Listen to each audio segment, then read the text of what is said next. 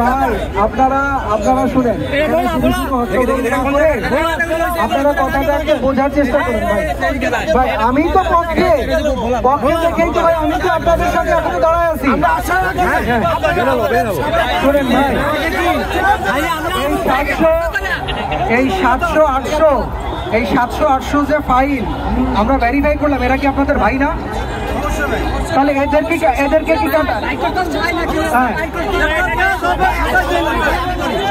সেটাই তো বলতেছি।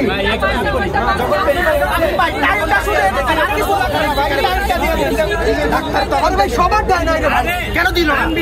সেটা দিবে কিভাবে? সেটা তো আলাদা আলাদা ভাবে প্রসেস হয়েছে ভাই। এতদিন সময় লাগবে কেন? কতদিন সময় লাগবে?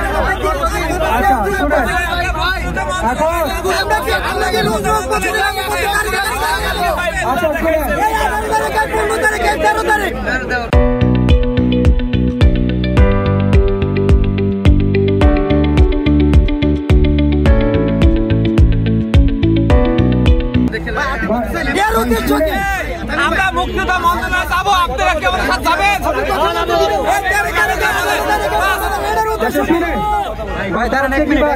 ভাই আপনাদের সবাইকে আমি জাস্ট 2 মিনিট একটু বোঝানোর চেষ্টা করি। সেটা হচ্ছে ভাই, এরপর আপনারা যে সিদ্ধান্ত নেবেন আমি ওই সিদ্ধান্তের সাথে রাজি। জেলায় পরে দরখাস্ত আসছে, সেখানে 700-800 আহত ভেরিফাই হয়েছে, 11 জন শহীদ ভেরিফাই হয়েছে। মন্ত্রণালয় চাচ্ছে এমআইএস এর তালবাহানা বাদ দিয়ে সরাসরি তাদেরকে গ্যাজেট করে দিই। এখন গ্যাজেট করতে গেলে তো তাদের ক্যাটাগরি লাগবে ভাই। এখন এই 700-800 ফাইল আপনার কি মনে হয় যে 1 মাসের আগে কেউ করতে পারবে? 800 ফাইল ক্যাটাগরি করে 1 মাসের আগে সম্ভব? ওনারা তো 1 মাস সময় দিচ্ছে, তার মানে ওনারা দিন রাত কাজ করতে হবে। এখন এই বিষয়টা 2 মিনিট হয় নাই ভাই, এখন শুনেন, তারা 3টা দিন পরে একটা নির্দিষ্ট ডেট দিয়ে দিবে যে এই ডেট থেকে এই ডেটের মধ্যে যে আহতরা এখনো পর্যন্ত তালিকায় আসেনি, গ্যাজেট হয় নাই, তাদের গ্যাজেট হবে। আপনারা যদি এটা মানতে রাজি থাকেন ভাই,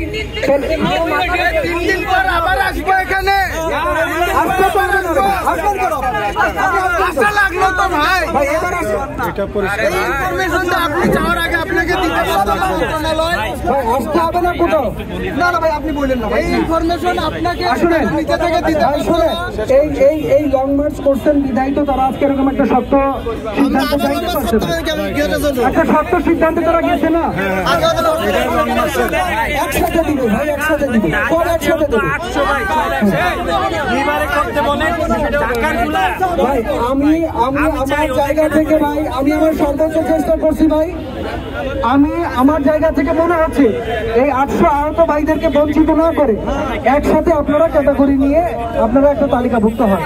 এটা আমার